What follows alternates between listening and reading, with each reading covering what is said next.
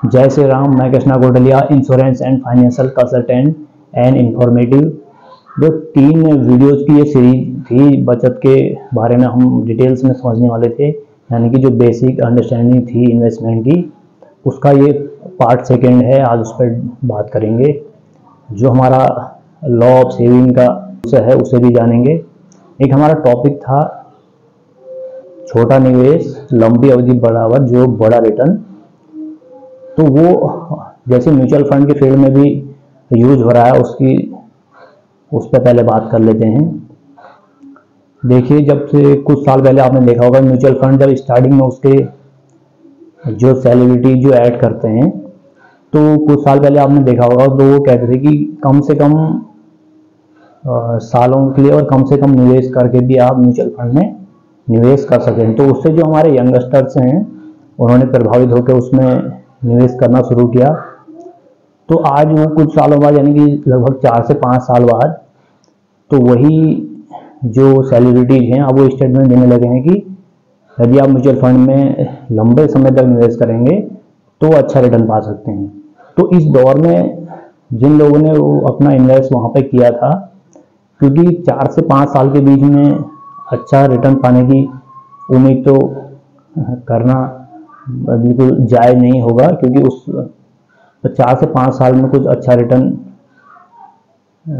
ना के बराबर मिल सकता है, क्योंकि 80% तो उस 5 साल तक उसे कंटिन्यू ही नहीं कर पाते, क्योंकि उसमें रिटर्न कुछ मिलता नहीं है और आगे उसको कंटिन्यू कोई करता नहीं है। तो इसलिए जो ये सेलिब्रिटीज होते हैं कि म्यूचुअल फंड सही है या इसमें सही है, ये जब भी बोलते हैं तो वो उस स्टेटमेंट के लाखों रुपए लेते हैं।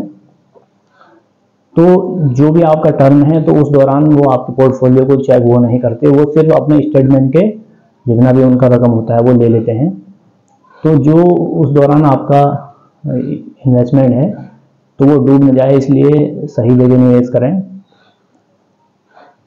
एक ऐसी कंपनी में निवेश करें जिसमें आपको अच्छा रिटर्न्स मिले और समय समय पर उसका पोर्टफोलियो भी चेक करने के लिए कोई हो।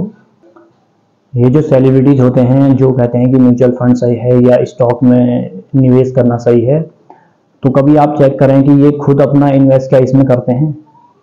ऐसा बिल्कुल भी नहीं है। ये तब करते हैं जब ये अपना जो सिक्योर्ड सेविंग है उसे पूरा कर लेते हैं। तो वो सिक्योर्ड सेविंग क्या है, तो मेरे 2 वीडियो आप देख सकते हैं जो सिक्योर्ड सेविंग का बेस हैं। तो सबसे पहले आप अपना जो बेस है उसे पूरा करें, उसके बाद आप ये जो रिस्की सेविंग्स होते हैं उसमें निवेश करें।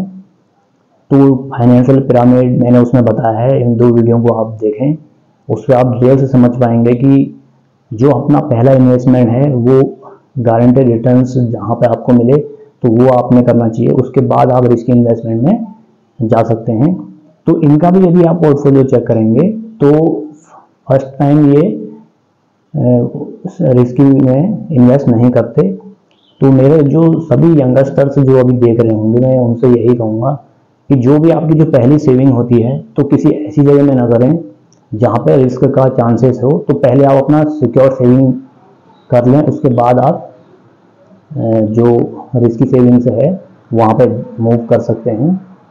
और साथ ही जो अभी हम बात कर रहे थे कि छोटा निवेश लंबी अवधि बराबर जो बड़ा रिटर्न होता है, तो उसमें भी एक एग्जांपल देखेंगे जो हमने इससे पहले वीडियो में देखा था। बस अभी कुछ अमाउंट और जो टर्म है वो चेंज करके देखेंगे। वही 25 की एज में ही 21 साल के लिए निवेश करना है, जिसमें उन्होंने 15 ही साल निवेश करना होगा, यानी कि 15 साल जमा करना होगा।